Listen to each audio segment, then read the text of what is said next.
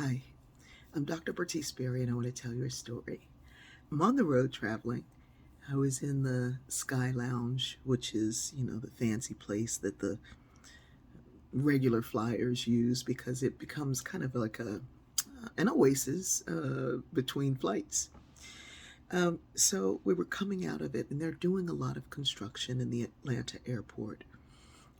So the second elevator is closed off. There's only one.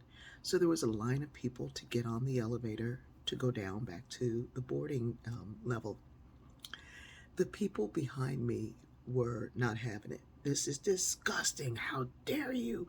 Why would this be the case? And da da da da da. And as soon as they started, other people joined in.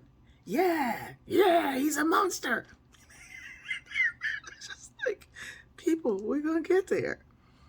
And so there was a set of people coming off the elevator, and they were holding the door and having conversation with the people who were trying to get on.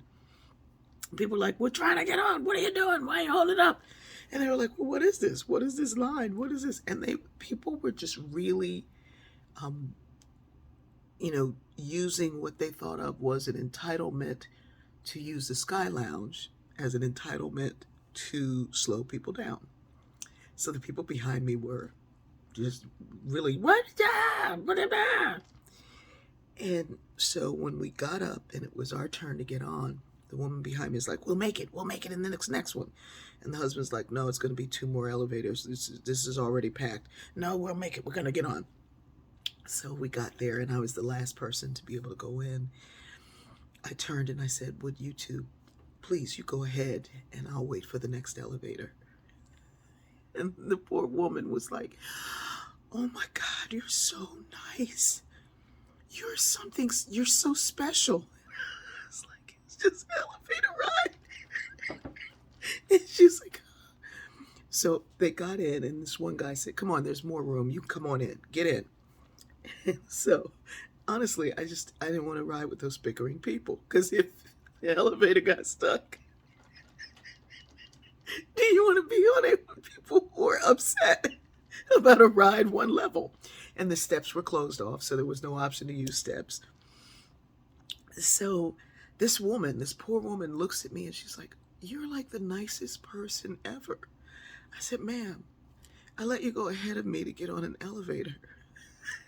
It's not that deep. Your life can only go up from here. Everybody just laughed. Well, I go around the corner, I get to my gate, because of course we're, the gates are right there. I get to my gate and I sit down, and there are people who've got their bags everywhere, and they're sitting in one place and they've got bags, food, everything in multiple seats. I, sit down, and the woman looks at me, and I see this couple kind of walking back and forth. And if I move over one seat to where this woman's things are, it will leave 2 seats for this beautiful couple. So I kind of reach over and I move her things, and I touched her hand when I did it. And she said, don't touch me. And I said, it's okay. I used the white part of my hand.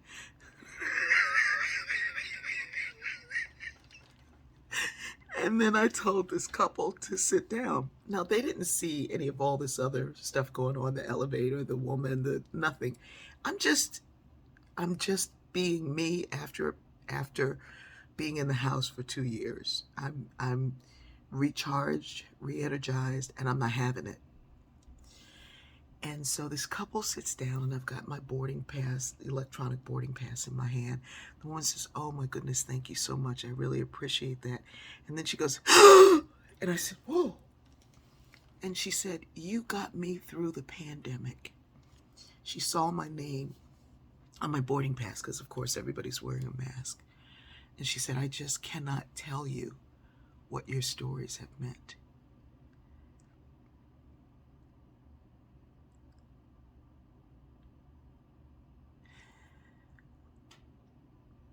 It is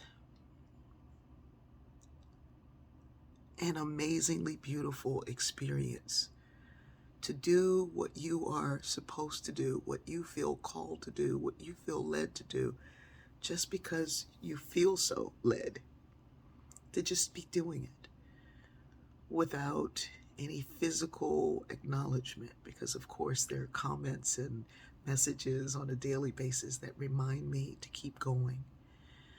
But yesterday, when I thought, oh my goodness, look what I've come back out to, all of these angry, entitled space takers, and then in the midst of that, there's the blessing, the reminder to continue to do what you are led to do.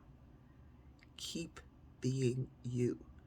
Don't let the circumstances, the folks, the stuff, the toilet paper shortage, there's no shortage.